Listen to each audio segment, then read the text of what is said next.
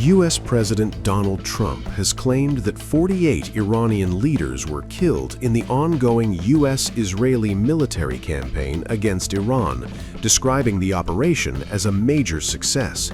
In an interview with Fox News, the U.S. president said, "Nobody can believe the success we're having. 48 leaders are gone in one shot." The joint campaign has focused heavily on Iran's political, military, and intelligence leadership, what military analysts call a decapitation strategy. Iranian state media says 43 members of the country's security forces were killed in a bombing of a border regiment headquarters in Mehran, near the Iraqi border. Tehran had blamed the attack on the United States and Israel and has vowed severe retaliation. Meanwhile, Israeli Prime Minister Benjamin Netanyahu has warned that strikes on Tehran will intensify in the coming days, signaling further escalation.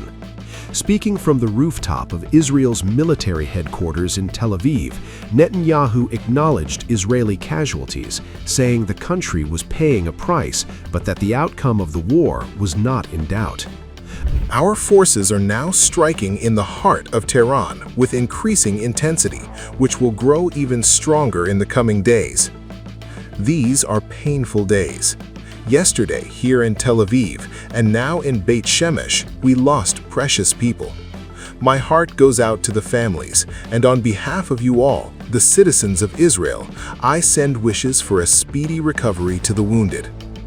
We are also bringing into this campaign the assistance of the United States, my friend, the President of the United States, Donald Trump, and the U.S. military.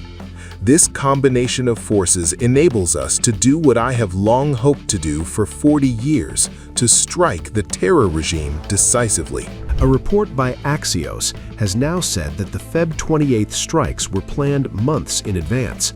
Trump and Netanyahu began discussing a follow-up attack on Iran as early as late December during a meeting at Trump's Mar-a-Lago residence. Iran's crackdown on protesters and fresh intelligence assessments about nuclear activity shifted Washington's calculus.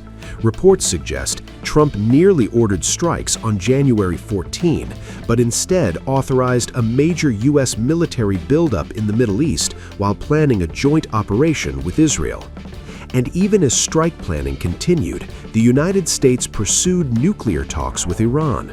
U.S. envoys Jared Kushner and Steve Witkoff attended negotiations in Geneva just days before the strikes. Officials say the talks were genuine, not a ruse, but expectations for a breakthrough were low. It was a narrow window.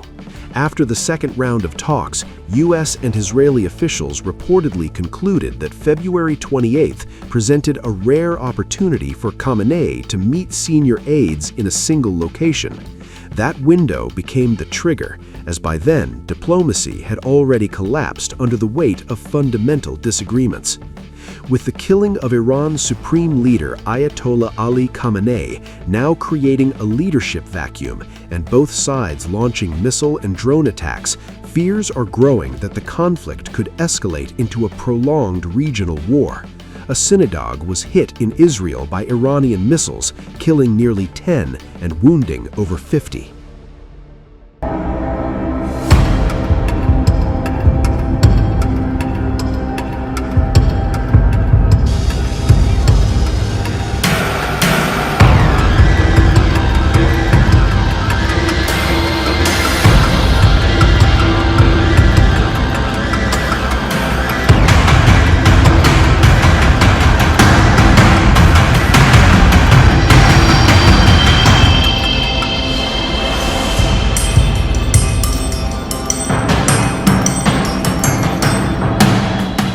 At least 9 people have been killed after an Iranian ballistic missile struck the Israeli city of Beit Shemesh, approximately 30 kilometers west of Jerusalem.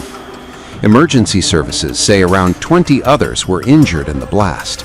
Israel's National Emergency Medical Service, Magen David Adom, confirmed that its medics are treating multiple casualties at the scene.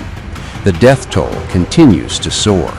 Among the injured is a young girl reported to be in serious condition. This is the result of the Iranian regime ballistic terror. As you can see, the ballistic missiles was aimed at a civilian neighborhood. This is a civilian building. We had children inside this building, young children. We had elderly people in this building.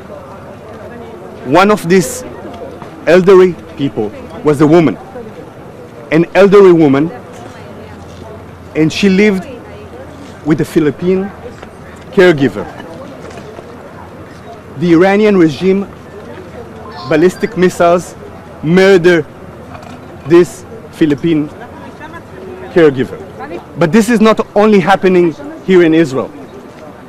The Iranian regime is attacking the entire region. 8 countries, I repeat, 8 countries in the region were attacked by ballistic missiles of Iran. Not only Israel, Arab countries are targeted by Iranian regime missiles. And we say it very clear. We don't have any fight, any quarrel with the Iranian people. The only objective, the only quarrel is the Iranian regime murderous attacks. Most of those killed had rushed into a public shelter seeking protection as sirens warned of incoming Iranian missiles. Authorities say the majority were inside when a direct ballistic strike hit the structure. While shelters protect against debris and near misses, officials say they cannot survive a direct impact of that magnitude. The Israeli military said search and rescue forces are operating at the impact site, alongside medical teams and a helicopter for casualty evacuation. Officials say efforts are focused on locating any additional victims trapped under debris and providing urgent medical care. The strike marks a deadly escalation as missile exchanges between Iran and Israel intensify. Beit Shemesh, a residential city, now bears the scars of the expanding confrontation, with families caught in the crossfire of a rapidly widening conflict.